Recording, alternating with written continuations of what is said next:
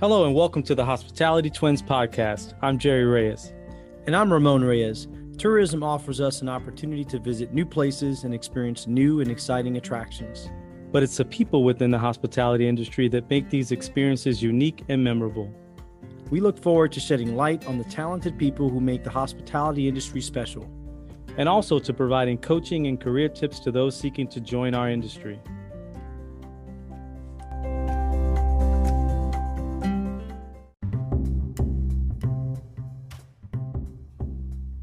This week, we continue our focus on the airline industry. Our guest today is Dwayne Holmes. He works within the airline industry as a flight attendant. I had the opportunity to work with Dwayne many years ago within hotels. He discusses what drew him to hospitality and how the hospitality industry changed him along his journey. Dwayne also shares his perspective on the state of travel and what he hopes for as we look beyond this pandemic that's impacting our great industry. We hope you enjoy the conversation. All right. Well, Dwayne, thank you again for joining us today. First off, why don't we start with you just telling our listeners about how you got your start in hospitality and what's led to the transition from hotels to the airline industry for you? Well, my start came through another job, being on the receiving end of hospitality. I was working in the clothing industry, music industry, with Fat Farm Baby Fat clothing line. And there was an award show in LA, and I went to the show in LA, and there's a bunch of, we stayed at the W Hotel, Westwood. And I never forget it. All the stars, everyone there, and here I'm just this little worker for the company. And you got all these entertainers, big name people, and I'm in rooms next to people. So I get there and I'm thinking, me and one of my other coworkers have to share a room. And I go to the desk, I'm like, do you have a bigger room for my buddies, two of us? She'd be like, oh, absolutely. She treated me with the utmost, respect, service, and care. She remembered my name every time I came down to the desk. I'm like, oh my God, this is crazy. Who she think I am? I'm like, no, I just work for the company, and throughout my whole experience there, she just made it for me. So I was like, I think there's one of these hotels in Atlanta. And I said, as soon as I get back to Atlanta, I'm going to apply to that hotel because I think there's one there. Came back to Atlanta. Sure enough, I went to the hotel, had a friend that I grew up with from childhood. He was working in accounting. And the general manager at the time, I went to his house for a martini party maybe a year or two ago because I worked with his nephew. And so, the connection was there. I went and applied, told him my stories, told him how I got to know about the W, even though I had friends there, never knew they were there. And they were like, oh, okay, cool. So I got on, and it's been a ball ever since. It's been a ride. So that's interesting. I had no idea, and I've worked with you here in Atlanta. I had no idea that was how you got your start, but it's pretty interesting, right? You were on the receiving end and felt that service come across, that genuine service, and that drew you to this industry is something I'm pretty sure we'll tap into during our conversation. But then what led to that transition to the airline industry for you?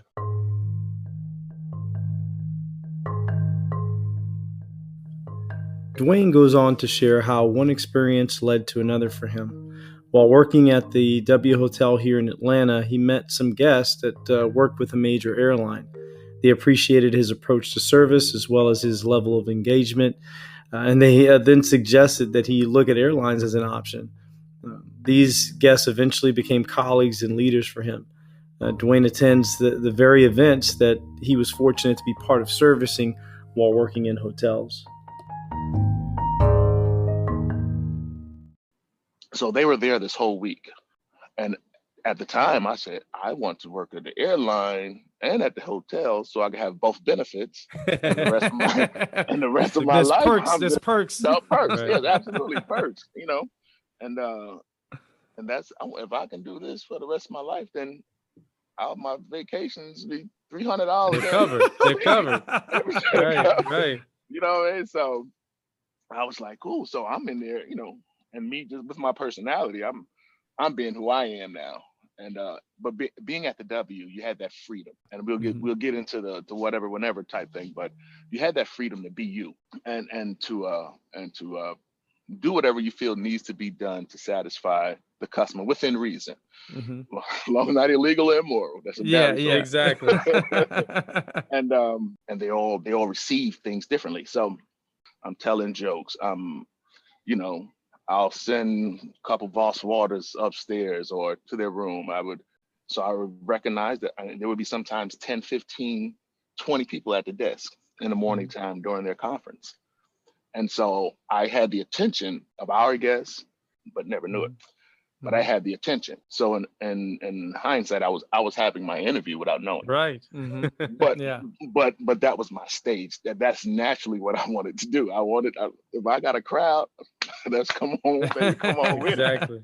And so at the Yeah. same time, making people laugh, also handling their issues.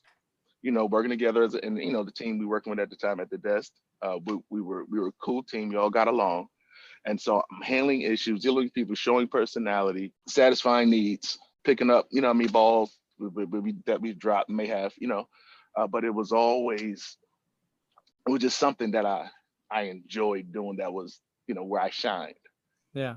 Yeah. There was a crowd, and so throughout that process, around the end of the week, I was just like, I talked to a couple people. I said I would really like to on a ramp or something. Someone that works on the ramp, and they were like, Nah, I don't anybody work on the ramp, but we're hiring 2,500 flight attendants.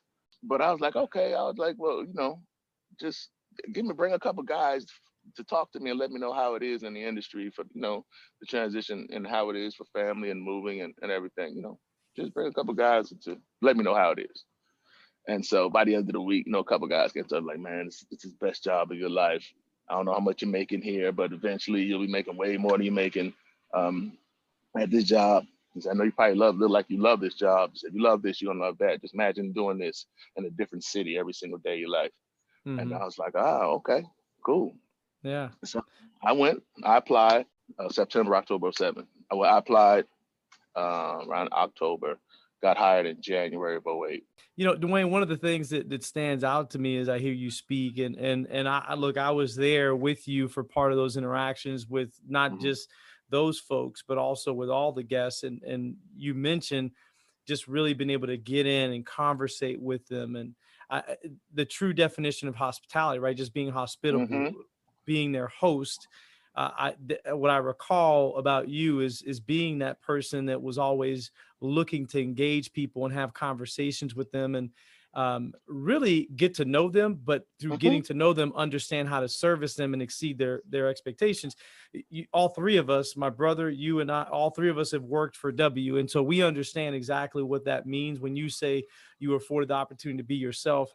And just really engage in those conversations and take care of people, unless it was illegal or unethical or moral, then Mm-hmm. you were going to do it.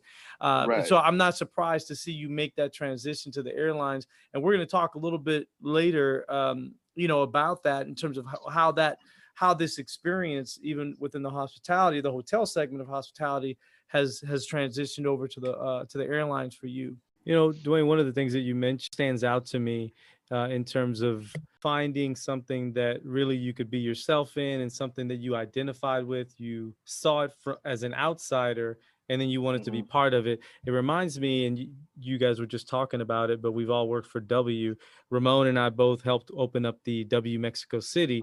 And I remember that probably 80 to 90% of the staff there were professionals in some other industry. They were architects and photographers and some attorneys, and all of Mm-hmm. them identified with the brand and they wanted to be a part of it. So that's what brought them to working at that W. So, I think that is true for a lot of us. We tend to kind of, especially in this industry, we're able to kind of take a look inside of it, whether it be Mm-hmm. hospitality, from a hotel perspective or from an airline perspective. We're able to experience it, and then we then have a desire to be a part of it. So definitely that's something that stood out for me as well. But Dwayne, my brother tells me that you've always had a strong skill set as it relates to guests and understanding their needs and working to exceed those expectations. And you just talked a little bit about that as well. This is obviously a skill set that is mutually beneficial in both the hotel industry and the airline industry. What would you say it was that motivated you to find a career in an industry that is solely dedicated to serving others? I wasn't per se looking to find it, or was motivated to find it. I was looking for early on. I was looking for jobs, but while looking for a job, I found an experience that catered to me and opened my eyes for myself to who I was. Right. When I found the job that taught me and encouraged me to be me in certain situations and in certain even like with the W, it catered to a life that I wanted to live as a customer, but it Hmm. also catered to the environment I wanted to work in as an Hmm. employee. So it Yeah. it, it matched both sides of the things that I must do in life to get what I want. So Right. I could work to get what I want in the same place, Yeah. in the same feel, in Exactly. the same environment. And so whenever, my goal is always to work in an environment that catered to other parts of my life, so things I desired out of life. Hmm. And the W was that thing. It just, I didn't look for it. I ran into it. Mm. And when I ran into it, a part of me opened up, and a part of my mind opened up to say, Right. this feels It's different. it's like it's meant to be, right? Yeah, yeah, You yeah. know, It's meant to be. It feels different. right. And It's interesting because so many people fall into this industry, and then they fall in love with it. And mhm, it's one of those things that if you're afforded the opportunity, like for you, to be who you are, to engage with people, clearly you have that in you. Like you have that host in you, like entertaining people and taking care of them. It has to be part of who you are in order for you to be has to, successful in has this to. industry, whether it be Hmm. airlines or hotels. You have to have that in you, and clearly you do, right? And so Hmm. I'm not surprised to hear you say that. And there's so many things. We talk about perks in this industry; those are great, but there's so Right. many rewarding feelings when you Right. work in this industry. When you just see people's faces, when you take care of them, and you know that you've made their day or created a memory. It's pretty powerful. Right. And I Absolutely. and I think you mentioned that even earlier about how you're able to make people laugh and have ensure they have a good time, and that the same applies for a hotel as it does 37,000 feet in the air, as you're trying to Hmm. cater to guests and host them and making sure that they're enjoying their experience. But Hmm. I love how you keyed in on that, how it allowed you to be yourself, and Hmm. it opened up a part of you. I think that that's true for all of us that remain in this industry. We really identify with it, and it literally is a part of who we are, and just allows us to express that through serving others. So definitely it's a special feeling to be able to really cater to others, and it Hmm. brings us joy to do that. Yeah, Right. I've always told people, and I may have told you at one point in time. I know when I have conversations with people about working in hotels, be yourself. I mean, I want you to be authentic and genuine. The worst thing you could be is fake. So Right. the fact that we have this industry that affords you the opportunity to be yourself and do it in a way where you engage with guests is pretty, it's pretty awesome. I mean, I think it's a lot of fun. Hmm. There's not a day that I come to work that I don't have a great time just engaging with people, both associates and guests, and just making their day. And so I can see that in you, and I definitely see how this industry has been rewarding as a whole for you as well. Just transitioning to some of the things we're dealing with right now, right? We've airlines and hotels. So, I know hotels are dealing with it big time right now, have had to deal with a lot, working through a significant amount of furloughs. How Hmm. do you feel that the furloughs are going to impact the industry as a whole? How has it impacted the industry already? And how do you think it's going to impact the future of our industry? I mean, it's impacted a great deal as far, company wide, and a lot of companies, more company wide, it affected greatly. But in certain departments, sort of the face to face people like myself and others, it affected us less. Mm-hmm. We provide what all of these customers want. We're responsible for giving these customers what they want. Granted, there are other parts of the company that do other things that make money and that's beneficial, but you're an airline. So as an airline, people want to fly. Mm-hmm. In order for people to fly, there has to be a level of service there. So we Exactly. haven't we haven't been affected as much. We've got offered, got offered a retirement package Mm-hmm. that was pretty good. Mm-hmm. Um, I actually, when I first got hired, I predicted that, hey, if they offer this package in 2019, 2020, I'm taking it. And they offered it, but but nothing else is open to go to, really. So Right, it's like, right. oh, darn it, man. So it hasn't affected the face to face as much as it has affected the people in the offices, who do a lot of other important things too to keep the company going, Yeah. customer service parts. Mm-hmm. So it's it's it's affected it a good deal with a lot of people throughout the company. I think it's going to come back slowly. Mm-hmm. Mm-hmm. Like already right now, this the demand is picking up. Mm-hmm. People eventually going to start flying. Yeah. Um, I don't know the level, just and this is not from what I'm hearing from the company, just from my experience through this whole pandemic, where people are learning how to work from home. Mm-hmm. Companies have learned how to create, jobs or allow people to do things from home. So being at home rather than, spending 60, 70, 80,000 dollars a year on Mm-hmm. flights, Mm-hmm. I feel, some companies may like, hey, this actually worked out and saved a lot of money, you know, Yeah. Time made will some tell, money. right? Yeah, Time will tell because time will tell. one of the things I would say is that it's worked, and it's great that we've been able to be innovative and nimble Hmm. and flexible, but there's nothing that can take away from that person to person interaction, in my opinion. Agreed. Agreed. And I think that we feel it now. I mean, people have been in their homes for a long time, and they're ready to get out. Right. That is a Yeah. sign, right? That tells us that Hmm. it's great. We can do that if we need to, but for a short amount of time, or even in instances, we can do that. We can work remote. We can do the networking via Zoom and other platforms. But Hmm. it being a long-term solution, I agree with you. I think it's going to come back. It's a matter of time. It's a matter of when, not if. Hmm. It'll come back. I think it's interesting to hear you, and I'm not surprised because we see the same thing on the hotel side, right? On the airline side, you mentioned maybe the front facing folks haven't been impacted as much. You can get a flight on any airline, right? I mean, Right. from point A to point B, you can get on any airline.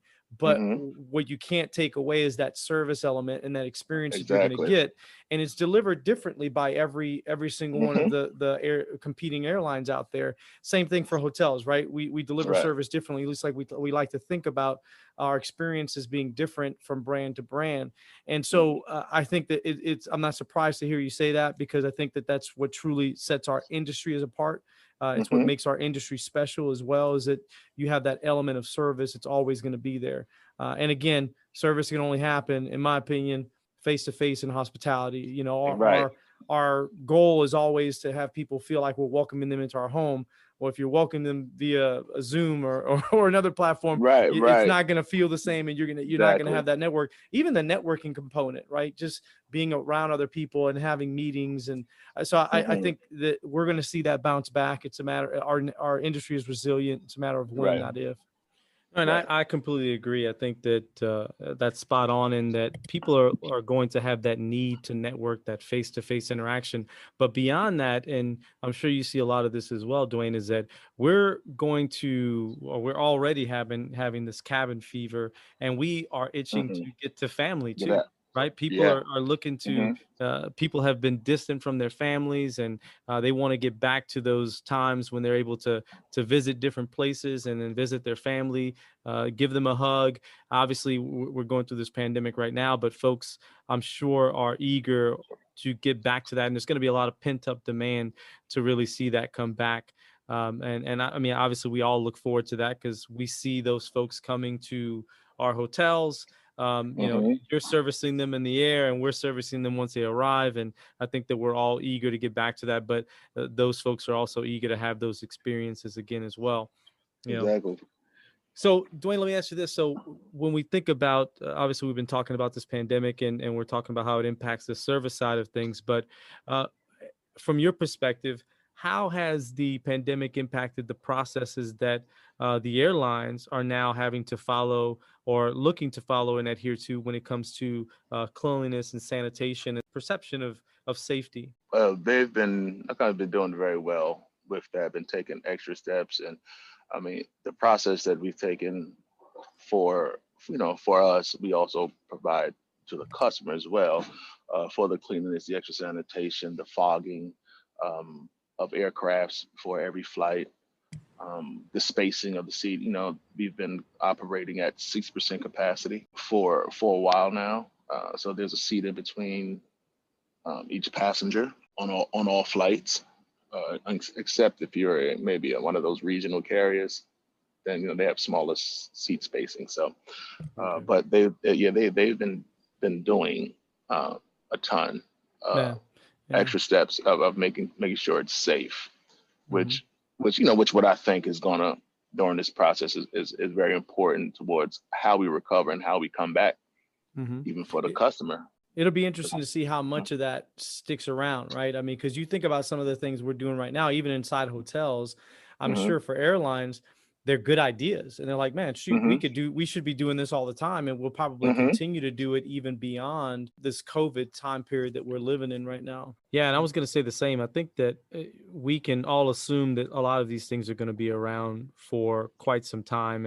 And they're good measures. These we're finding, especially in hotels, we're doing a lot of the same that you all are doing in the airline. We're finding that people are Hmm. having a higher feeling or sense of safety. We're Safe. more Hmm. aware of these things. We're reacting more to making sure that everything is in order. Everybody's following these procedures, whether it be temperature checks or the fogger, as you mentioned, cleaning all of those hard surfaces on a more frequent basis. I think that those are things that we're also going to find help improve or decrease the frequency of flus as well. So Hmm. time will tell with that as well. But I really think that those are things that are really, at the end of the day, good measures that are probably here for forever or for a while at least.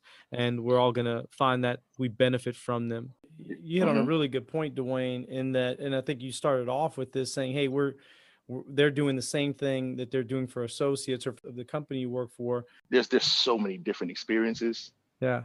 that they're just different, Hmm. and they all equally as I mean, exciting and experiences. But a couple places, Cairo, Egypt, Amman, Jordan, and Nice, France. Wow. Like they were some of my favorite places to have traveled. Among there's some others, Prague. Uh, there's so many places, but just culture. Yeah. Culture is and the differences in culture Hmm. is huge. It's everything. That freedom, their culture.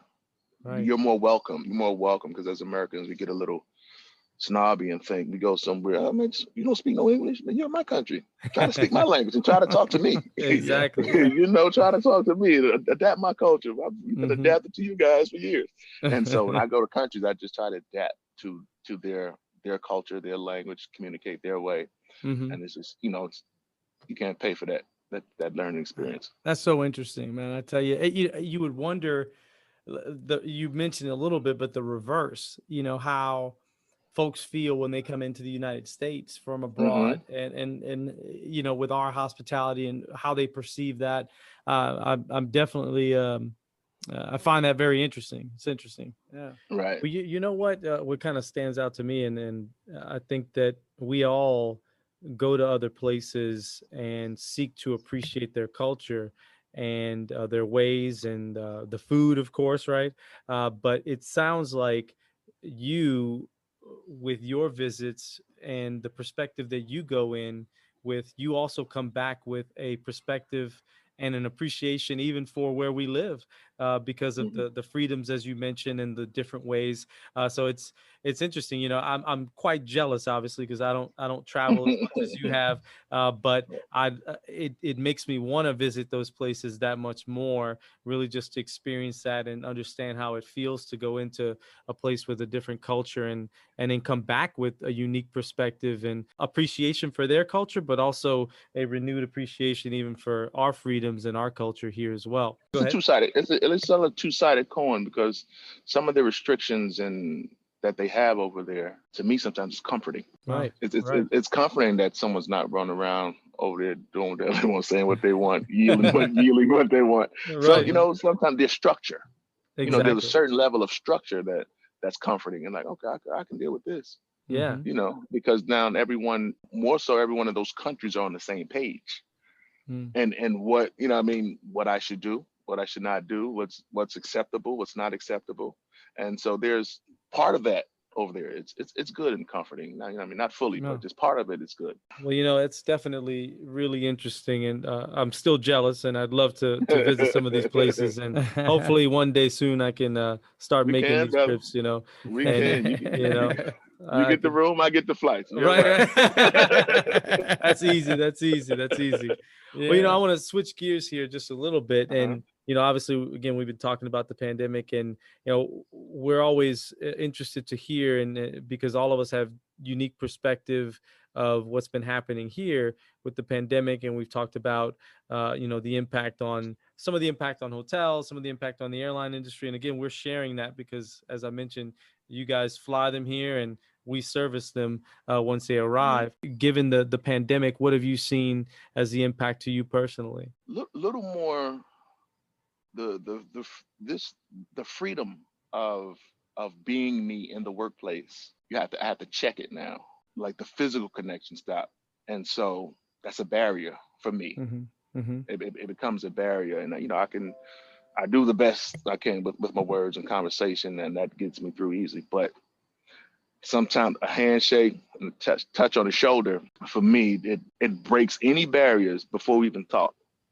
Or I know what you before mean. any situations, arise.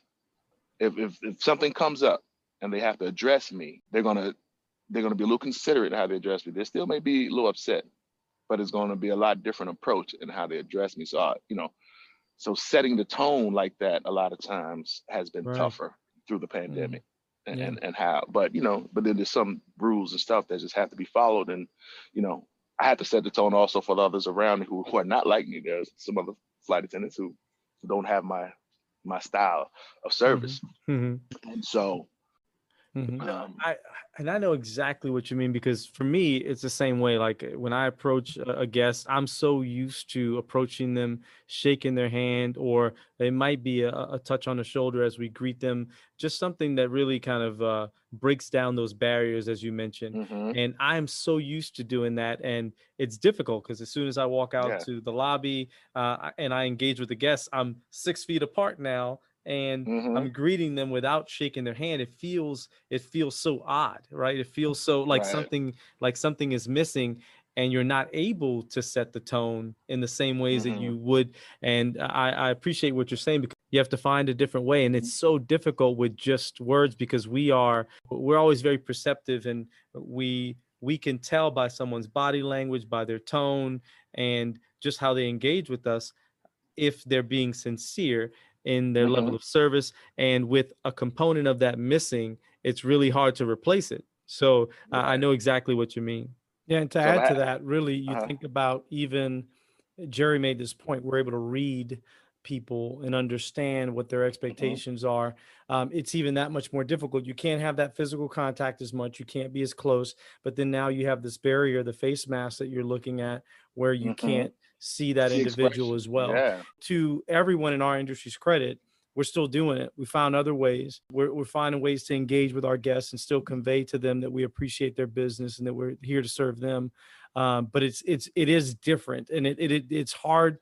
I've said this, on a number of occasions. It feels like something's been taken away from us, and so I'll repeat it again today, because this is part of who we are and part of what we do. So for me, and it's crazy, it reverted back. I had to just revert back to where I started in hospitality. Did I ever have to work with a barrier? I did. I started behind a barrier. You just, the physical barrier is not there, but everyone knows that mental barrier is there. So just go back to your 10-5 rule. You know what I mean? I go back to the basics, right? And go back to the basics. That's how you started. You know what I mean? That's a very good point. And what I've noticed now too is because you're focused on people's eyes, you can see when someone's smiling if you look at their eyes. I Hmm. mean, they're You can smiling under the definitely. mask, but you can tell. You And can so, tell. to Hmm. your point, that 10-5 rule still applies, right? And I Hmm. think as long as we follow it, we'll be just fine. So, switching gears here again, and you hit on this a little bit earlier, Dwayne, but when you think about our industry, right now it's been Hmm. impacted, it's down, but we're resilient. What do you hope for the future of travel and our industry as a whole? I mean, pretty much. I just hope it gets back to where it is. People start flying again, but just remaining safe and vigilant, and not forget all of the other safeties that we've had to consider. Because so many things can come up. So many things can, you know, like pandemics like this can happen where we can lose sight of, in my field, we can lose sight of the other dangers. Some of the dangers, man, of flying, and the flying dangers, and still on high alert in the airline industry. So I just don't hope people don't forget, for me, the other dangers, and we get back to flying, and people are more respectful Hmm. of us, Of of course. more understanding of what we do, and how we've try to make it happen, and that we're more respectful of people, that they're coming out of a pandemic too, and we must just maintaining that level of service and excitement, Hmm. pre-pandemic. Well, Dwayne, if I'm a Dwayne Bernard, at Dwayne Bernard on Instagram.